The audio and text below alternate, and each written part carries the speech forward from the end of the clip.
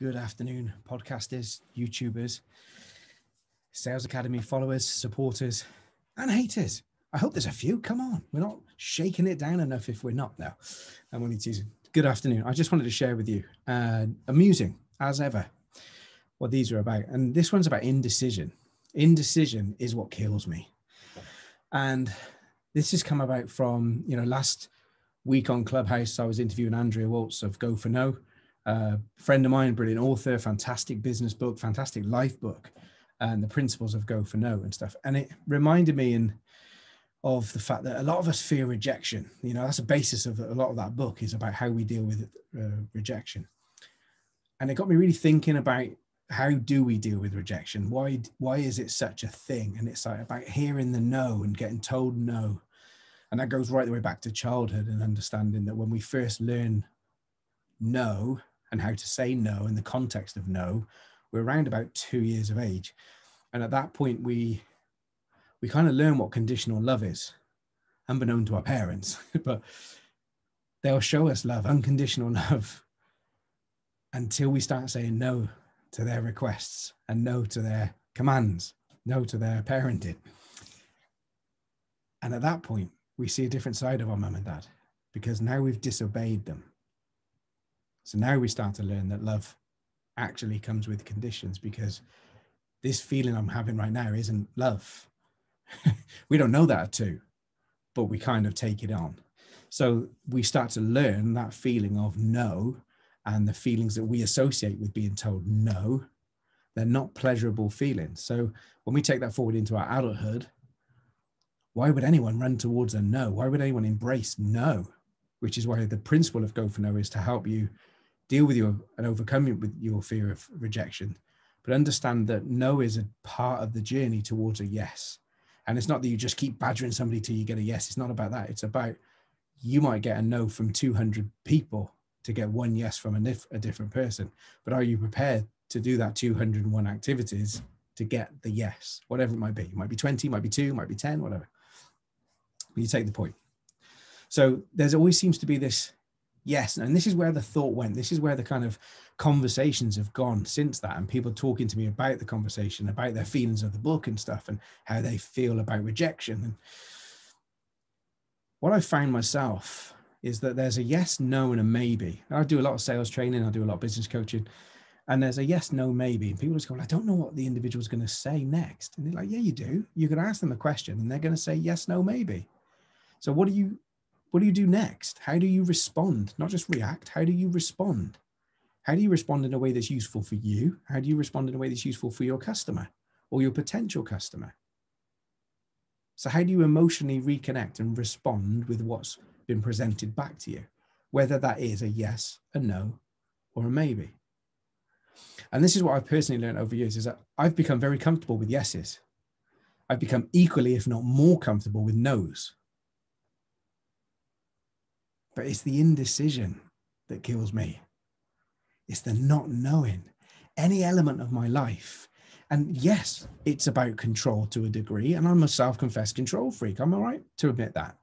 But what I'm saying is, it's the not knowing that just builds up like a noisy creature in the back of my head, which is, the situation is never, ever as scary as I make it out to be. It's never, ever as daunting as I make it out to be.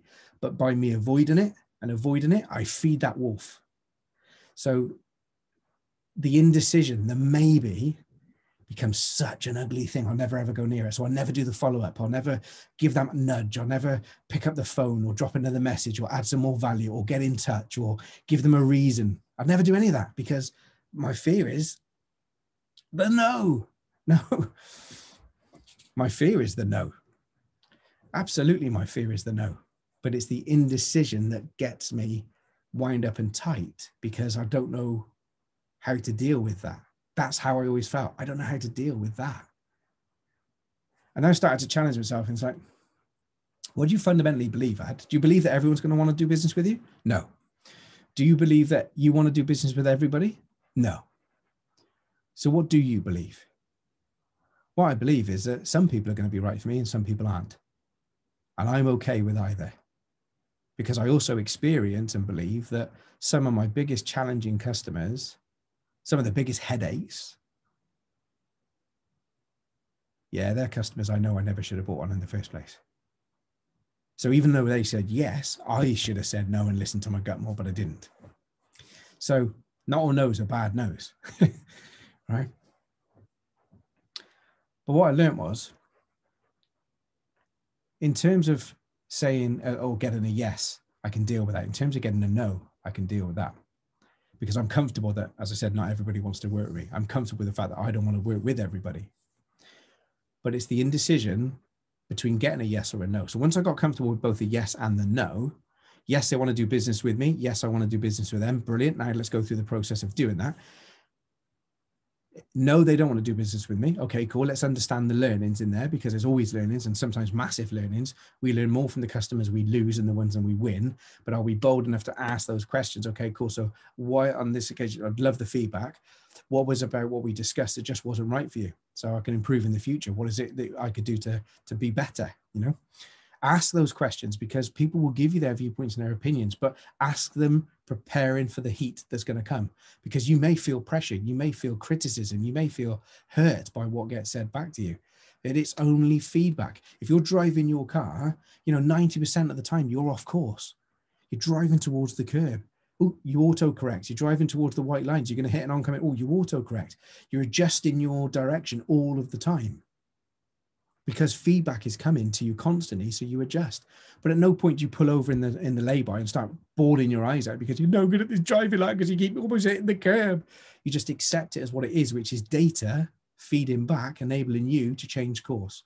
So if you ask for that feedback, be prepared for the nuggets that come back, be prepared to listen to them, take action on those that you feel are worthwhile, and accept some feedback as it will always be what it is.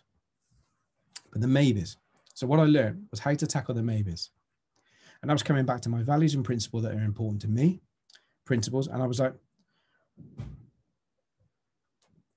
a question fell out of my head. How can I move these people forward today? Which evolved to, what can I do today to help these people move forward? Now, interestingly enough, as a salesperson and a professional salesperson, and I love getting results, that is not, how do I get these people to buy? That happens as one of those options, but how do I get people to move forward? What can I do today to help this individual move forward, and moving forward from a maybe to a yes or a no? Because what I want is understanding. I want clarity. That's what I'm ultimately seeking. For me and my customer, I want clarity.